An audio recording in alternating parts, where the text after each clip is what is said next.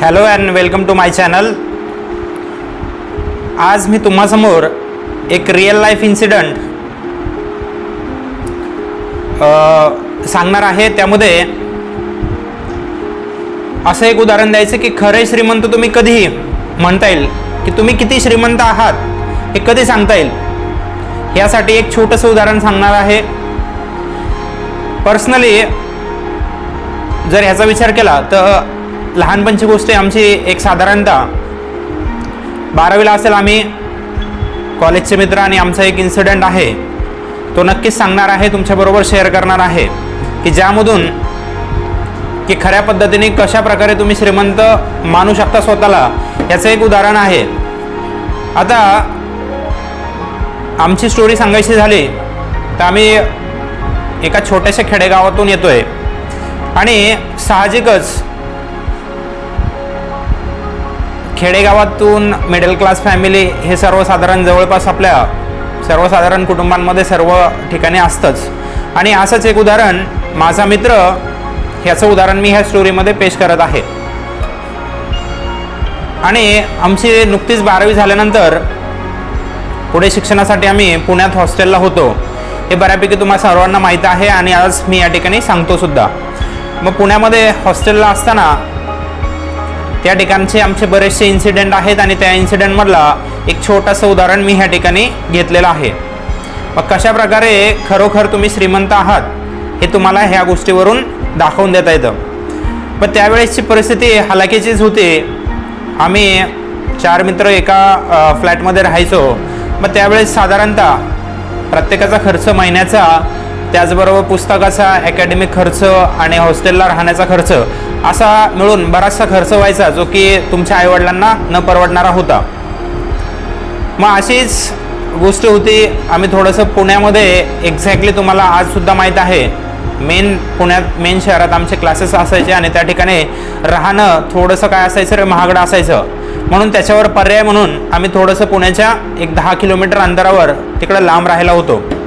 मग ह्या ठिकाणी ज्यावेळेस आम्ही राहत होतो त्यावेळेस बरेचसे किस्से घडलेले आहेत आणि त्यामधला एक किस्सा आम्ही घेतलेला आहे.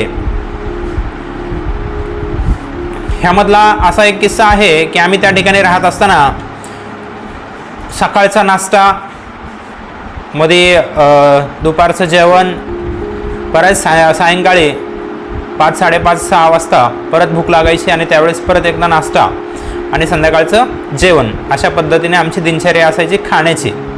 अभ्यासाची, क्लासची हे वेगळं रुटीन असायचं. सकाळी आम्ही 4:30-5ला उठायचं, त्यानंतर अभ्यास करायचा. जवळपास 6-6:30 वाजता तयार होऊन क्लासला जावं लागायचं. क्लास साधारणतः दिवसभर असायचे. संध्याकाळी 7-7:30 वाजेपर्यंत क्लास असायचे. मग ते क्लास करून परत घरी यायचं. मग असं करत असताना आम्हाला 2 वेळा ॲटलिस्ट, एकदा मॉर्निंगमध्ये सकाळी तुम्हाला पुण्यात यावं लागायचं आणि संध्याकाळी परत माघारी जाण्यासाठी. म्हणजे 2 वेळा बसचं रुटीन होतंच आणि त्यामध्ये 2-3 टायमिंगला 2 टाईम नाश्ता आणि 1-2 टाईम मेसचं जेवण. आता तुम्हाला सर्वांना माहीत आहे किंवा इथून पुढे अनुभव येईल, ज्यावेळेस तुम्ही मेसला जेवाल किंवा त्यावेळेस कुठल्याही मेसचं तुम्ही जर गेले तर एक साधारणतः तुम्हाला घरच्यासारखं जेवण कुठेच मिळत नाही आणि तीच अवस्था आमच्याबरोबरही असायची.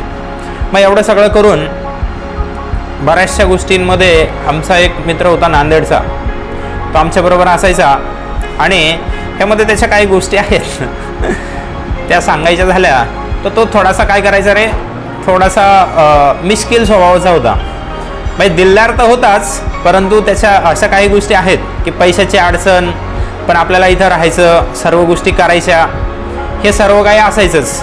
आणि मग तो कधी एखाद्या वेळेस नाश्ता करत नव्हता आमच्याबरोबर, तरीसुद्धा आम्ही थोडक्यातनी कधीतरी आम्ही म्हणायचो, चल बाबा तुझ्याकडे पैसे नाही ना, चल आम्ही तुला चारतो नाश्ता. मग असाच त्याचा एक दिवसचा इन्सिडेंट सकाळचा जो की मला लक्षात होता. आम्ही त्या ठिकाणी राहायला होतो आणि त्या ठिकाणी एक नाश्त्याचं सेंटर होतं. हॉस्टेल लाईज त्या ठिकाणी मुलांची लाईफ असायची आणि बरेचसे मुलं सकाळी उठले की त्या ठिकाणी नाश्ता यायचं. फेमस नाश्ता सेंटर होतं. जवळपास सकाळी जर तुम्ही 8-8:30 वाजता नाश्त्याला त्या ठिकाणी गेले तर साधारणतः 100-150 लोकांची गर्दी त्या ठिकाणी असायची. आणि मग तुम्ही ऑर्डर घ्यायची, जो काही नाश्ता घेतला असेल तो खायचा आणि पैसे त्याला हे सगळं झाल्यावर द्यायचे. मग आमचा मित्र कधी कधी काय करायचा रे, हा सर्व खाणं पिणं झालं की गर्दीचे थोडेसे संधी साधायचा आणि एखाद दिवशी त्याला पैसेच द्यायचा नाही. हा झाला इन्सिडंट. परंतु ह्याच्या मनात असं होतं का रे त्याचे पैसे द्यायचे नाहीत. मग ह्या गोष्टी का करायचा तो, कारण की पैसे नसायचेच ॲक्च्युअली, परंतु नाश्त्याची तर आवश्यकता असायची. मग एखाद 2 वेळा त्यांनी असं हे केलेलं होतं, आम्हाला आठवतं. आणि नंतर पुढे जर तुम्ही बघितलं तर तो आत्ता सध्या मोठ्या पोस्टवर आहे. लग्नानिमित्त एकदा पुण्यामध्ये आला होता आणि तोच इन्सिडेंट असा झाला की आम्ही ज्या ठिकाणी हॉस्टेलला होतो त्या ठिकाणी आम्ही गेलो आणि त्या ठिकाणी त्यांनी नाश्त्याला ऑर्डर दिली. त्याच हॉटेलमध्ये आम्ही नाश्ता केला आणि त्याच्या श्रीमंतीचं उदाहरण कसं देता येईल हे मी ह्या स्टोरीमधून सांगतोय की कशा प्रकारे तो स्वतःला आत्ता श्रीमंत समजतोय. आत्ता मल्टीनॅशनल कंपनी MNCमध्ये कामाला आहे, IT सेक्टरमध्ये काम करतोय तो आणि जवळपास लाख ते सव्वा लाख रुपये त्याला आज पगार आहे. आणि त्या योगाने ह्या गोष्टींची आम्हाला आठवण नव्हती, परंतु त्यानेच त्या गोष्टीचं आम्हाला आठवण करून दिली आणि कशा प्रकारे तो खऱ्या अर्थाने खरोखर श्रीमंत होऊ शकतो हे त्यांनी ह्या उदाहरणातून दाखवून दिलं. मग त्या ठिकाणी नाश्ता केल्यानंतर त्याने जवळपास त्याच्या खिशामधून 2000ची नोट काढली आणि त्या दुकानदाराला दिली. तो दुकानदार म्हणायला लागला, अहो सकाळ सकाळ आलो आहोत आणि आत्ता सर्व ऑनलाईनचा जमाना आहे, एवढे सगळ्या 2000चे सुट्टे नाही आहेत माझ्याकडं.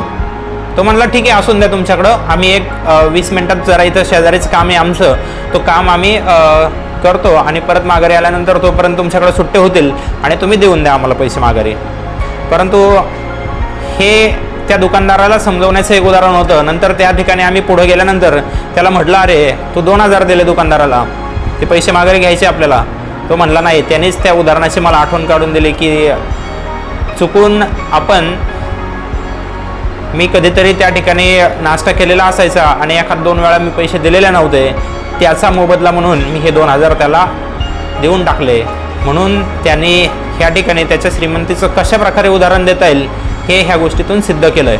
आणि अशा प्रकारे मी मानतो की तो खरोखर माझा मित्र कशा प्रकारे श्रीमंत आहे, त्याच्या मनाने श्रीमंत आहे तो, हे ह्या उदाहरणातून आपल्यासमोर दिसून येतं. थँक्यू.